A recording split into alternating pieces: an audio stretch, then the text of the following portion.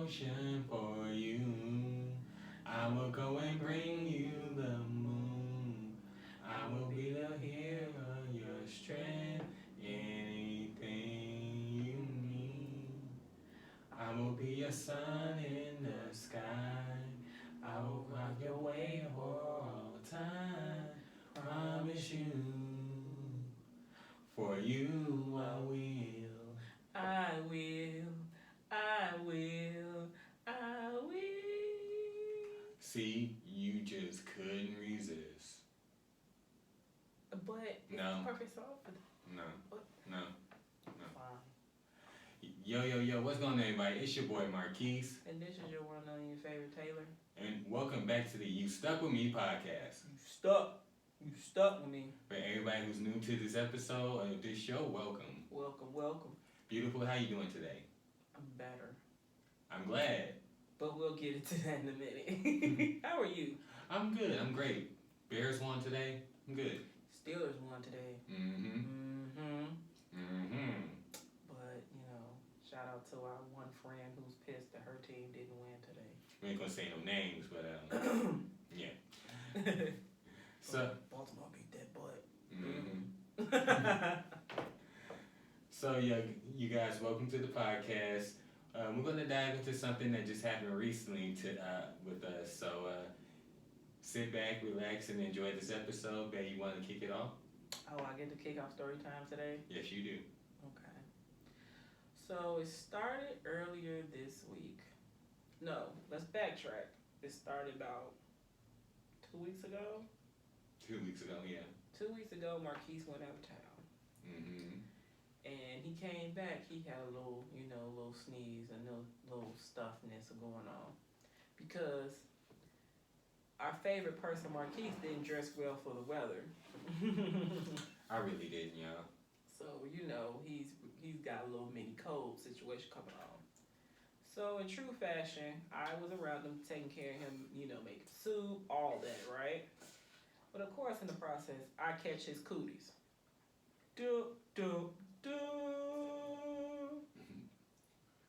But the cooties that she got, I didn't have. Right. But we'll get into that. So, fast forward to a couple days.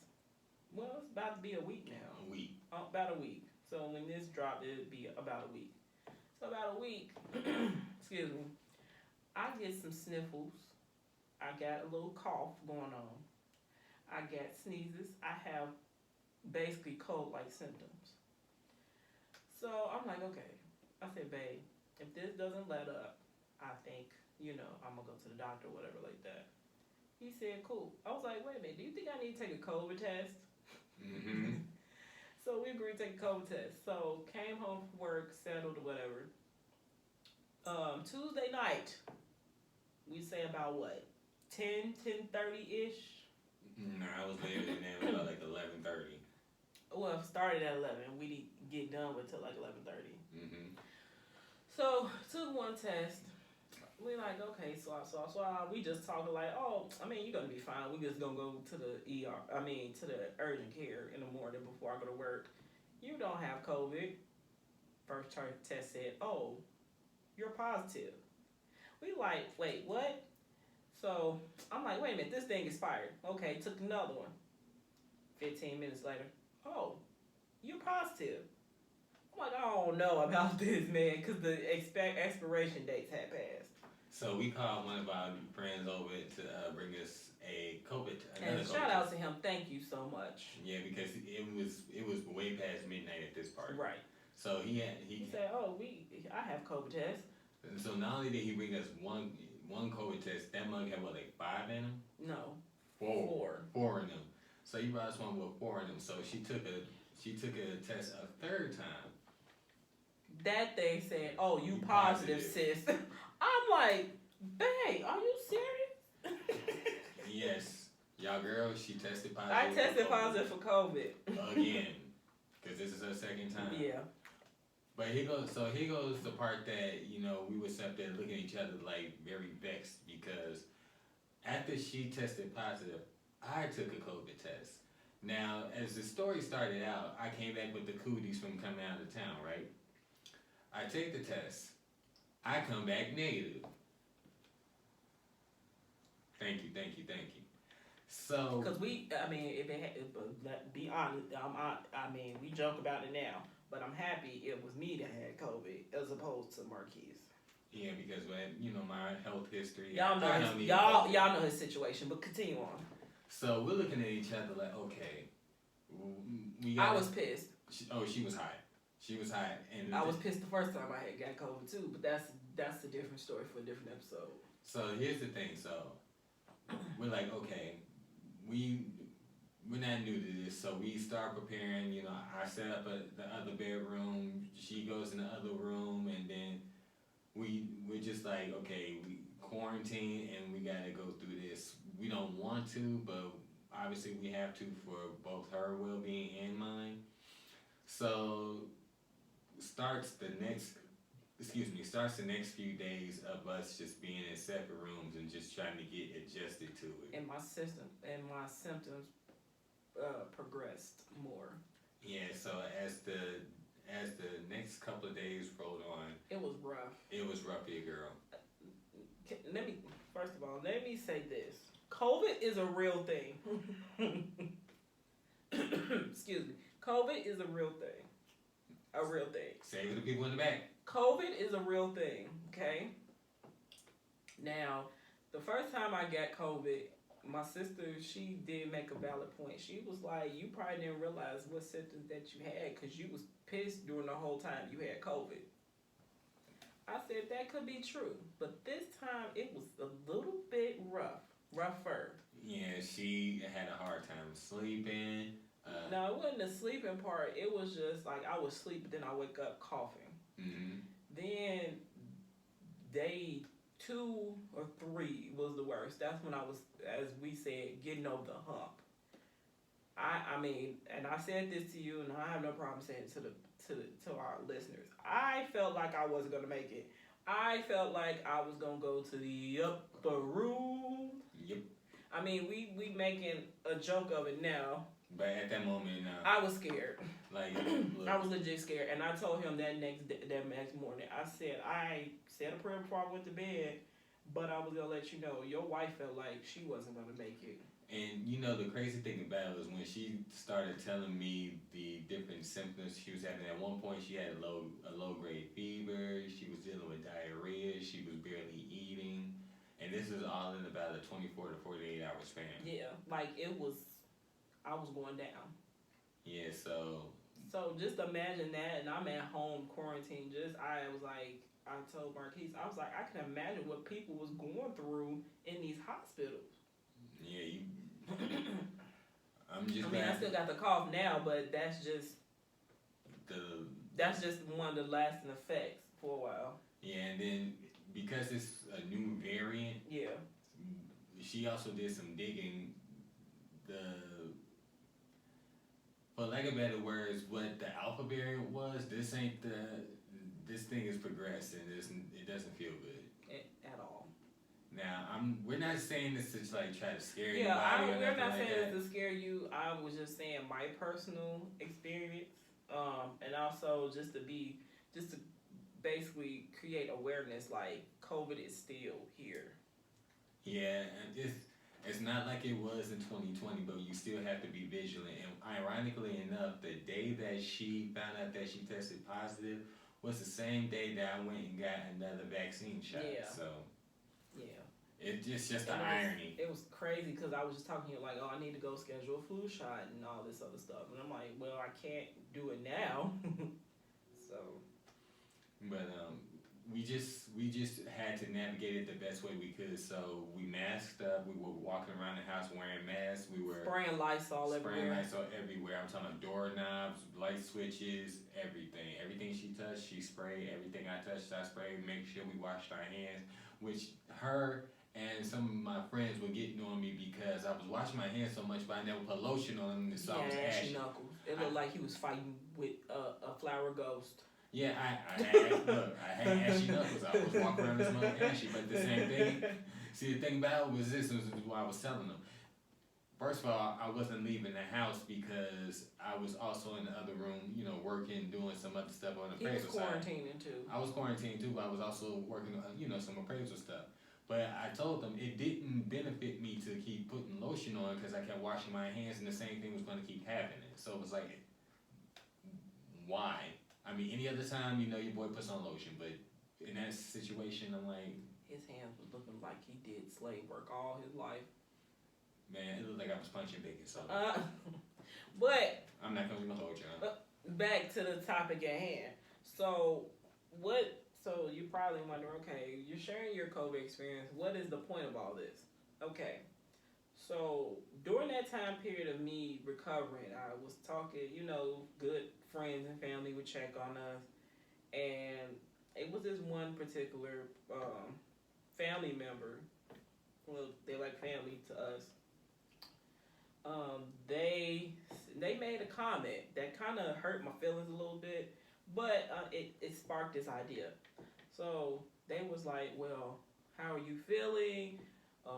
You sound basically, you know, you sound sick. I mean, of course I know I sound sick. I sounded horrible. I mean, I still sound kind of little, you know, little now, but this is better than it has been. Marquis will tell you. Yeah. So, excuse me. So they said that, and they also said, well, you know, do whatever you can to make sure that Marquis doesn't get it because, you know, he can't afford to get it. And I was just like, wow, okay, I'll do my best. But in the back of my mind, I was like, I understand Marquis can't get it, but Marquis does not have it. So the focus should be on you right now. I'm the one basically damn near fighting for my life right now. You know what I'm saying? So I was like, So once I started getting better, I said, hey, babe, let's have an open dialogue about what it's like for us to take care of each other when we're sick. Now, I did express this before, like there was some, and we touched on it in a few episodes as well, previous episodes where like, you know, what it was like for you going through treatment, you know, with leukemia and everything like that, and learning how to walk and stuff like that. And I don't know if I don't remember if I ever expressed how hard that was for me as to watch you. I mean, yeah, I expressed that, how that is watching that from the standpoint of being your girlfriend, but being like a support system, that was hard. Like really hard. Like that took a toll on me at some point. And that's just beside of dealing with the mental aspect of I'm still grieving because I had 2 losses in the family. And then also now you're fighting this disease, which at the time we didn't know what the state was. So I say all that to say it to ask you. So what was it like for you? You know, how you're being basically the caretaker of me, like basically roles are reversed in that situation. So what was that like for you? Well, I mean, was it frustrating? Was it some parts that you was just like?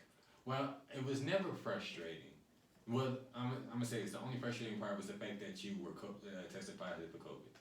But once we got beyond that point, it was like, okay, what can I do to make her feel more comfortable? How can I help her? How can I keep the focus on her? So I'm thinking like, okay, whether we have that, you know, she can eat, that can help, you know, with her, how she was feeling or how you were feeling.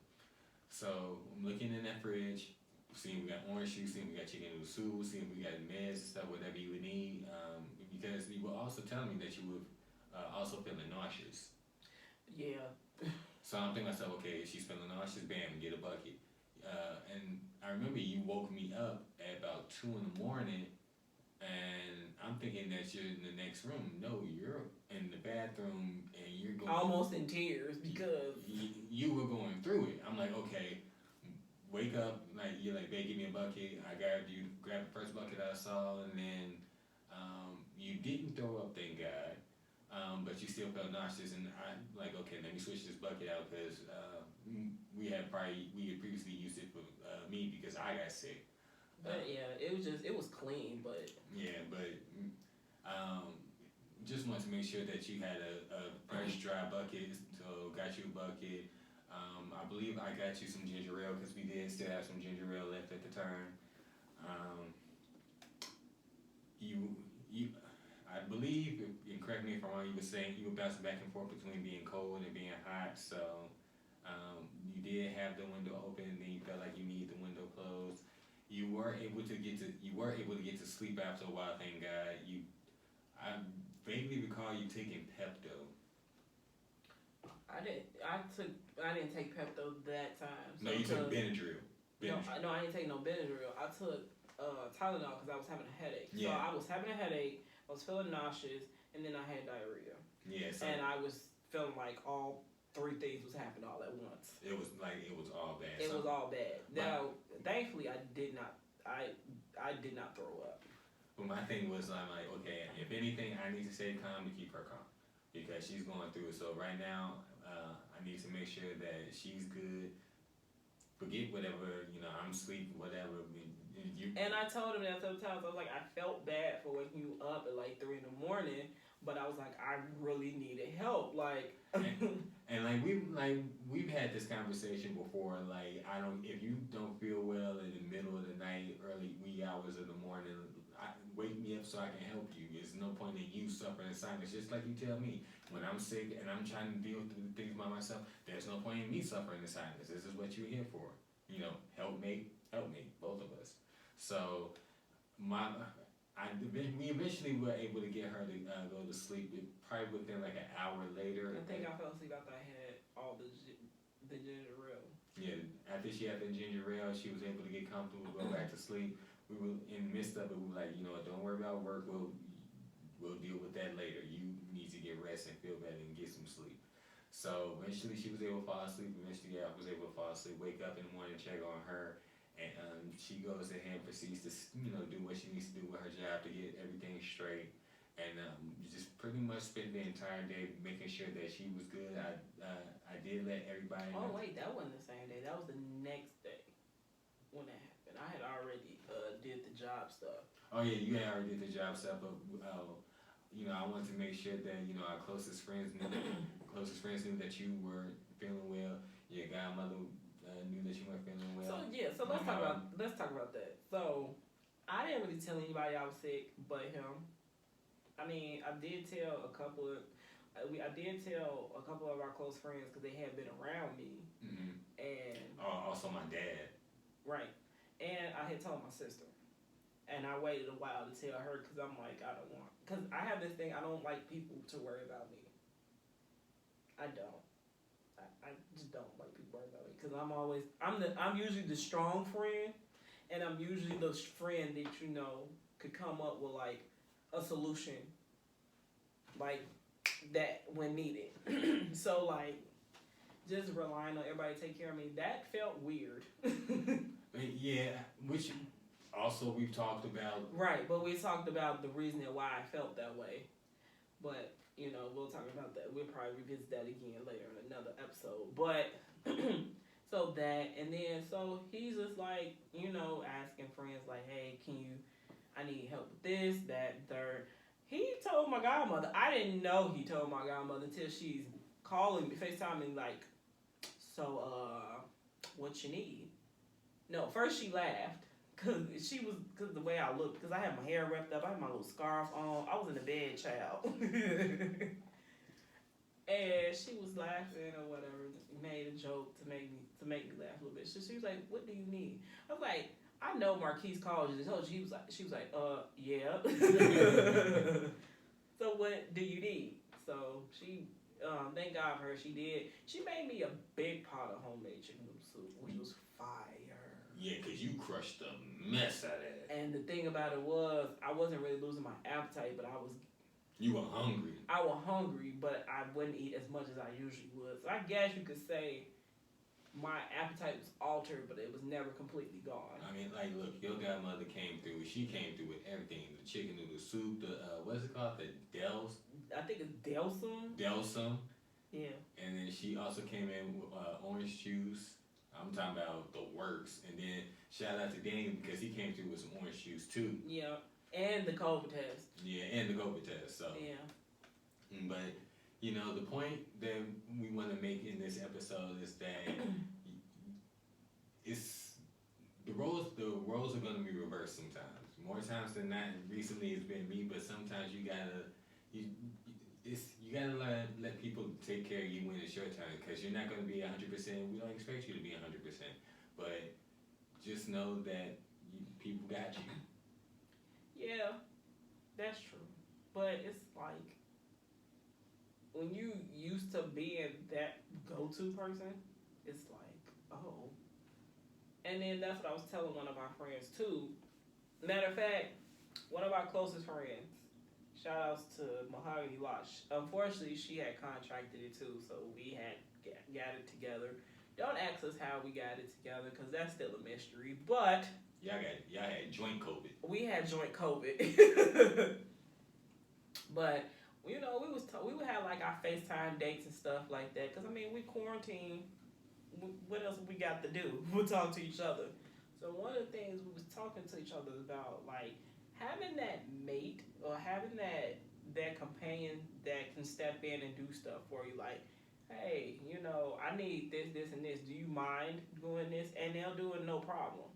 And then being that go-to person again that helps take care of everybody, make sure everybody else is good, to the point where now you're sick or you just can't care for yourself. Now you've got to break down that barrier of letting somebody take care of you. Because I will say this.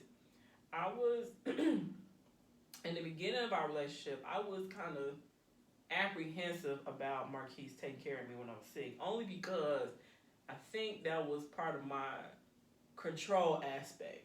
You know what I'm saying? I know how to take care of him when he's not feeling well and stuff like that. But he never really experienced taking care of me when I'm sick. Cause I'll be like, okay, just do this and I'll be fine. Or just leave me alone, let me sleep it off, I'll be fine. And usually I would bounce back. But as we got older and life starts to, life, the bounce back it's not as quick. So I had to learn, like, okay, maybe this will be the learning experience that he needs to know how to take care of me in the future. And he did a great job taking care of me during COVID the best way he could. I'm better. First of all, let me say I'm glad that you're better, because seeing you sick, not one of my favorite things to see. And that's another thing too. I guess I have this look or this different appearance when I'm sick. I don't see it.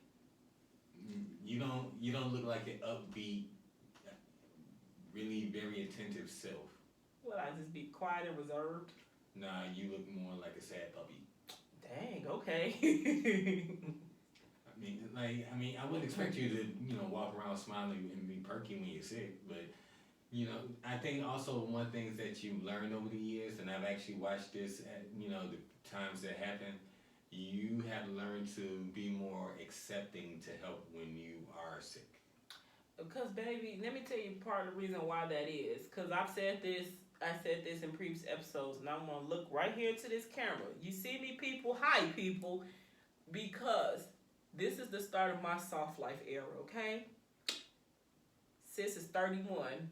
I am tired of doing a lot of stuff. I'm ready for the soft life. Soft life me, please. And I said what I said, and I meant what I said. That's on Mary Had a Little Lamb. So I think that also with you embracing the soft life era has made you more receptive and accepting to a lot of things that you didn't used to. Mm-hmm. I mean, that's still a work in progress. I'm not saying that I'm totally perfect at it, but I think I made some progress. I give myself that credit. I agree with that. I definitely attest to that. Because this time around, I've been asking, and then I think there was probably like 1 or 2 times where I was like, "Oh, babe, I'm sorry for waking you up. I'm sorry to bother you," and he was like, "Stop that now." Yeah, because this is what I'm here for, as your husband, through sickness and in health. That's what we said. But baby, this week was a test of sickness and in health. Because I'm telling you, this strand of COVID was nothing to play with.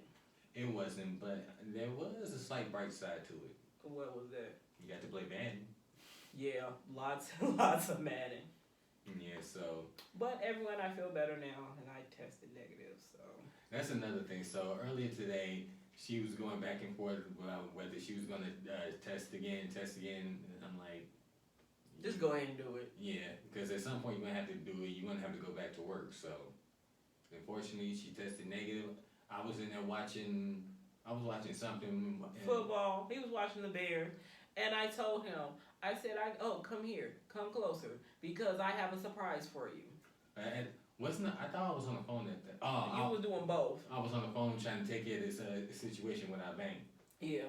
So that's why I didn't immediately get up. But when I did immediately get up and saw that she tested negative, I'm like, He gave me the biggest hug because he wouldn't touch me for real. I really wouldn't. And you see the mask came off and stuff like that. So. Mm-hmm. And I told him straight out, I say, so that means you sleeping in the same bed with me tonight, huh? Nope. I'm capping. Ooh, don't play with me. I'm capping. Don't play with me. Because look, y'all, I cussed him out earlier today about that because he played with me. I said, what the hell you mean you ain't finna sleep in the same bed with me? Mm-hmm. It's cold and lonely. I miss my husband. Come back. Come back right now. That's the nice version. So on that note, babe, you want to tell the people where they can find us? You can find us on Facebook on the You Stuck With Me podcast page. You can find us on Instagram under You Stuck With Me _podcast. And babe, tell them where they can reach us at if they want to send us sticky notes or just give them a word of advice. You can find us at youstuckwithme@gmail.com. That is USTUCKWITME@gmail.com. Send us sticky notes there. Our Instagram page, our Facebook page. You can find me on Instagram in the app formerly known as Twitter at mine_1. That is M1NE_1. M1NE_1. You can find me on Instagram and the app formerly known as Twitter under Queen Points. That is PO1NTZ. Again, that's Queen Points, PO1NTZ.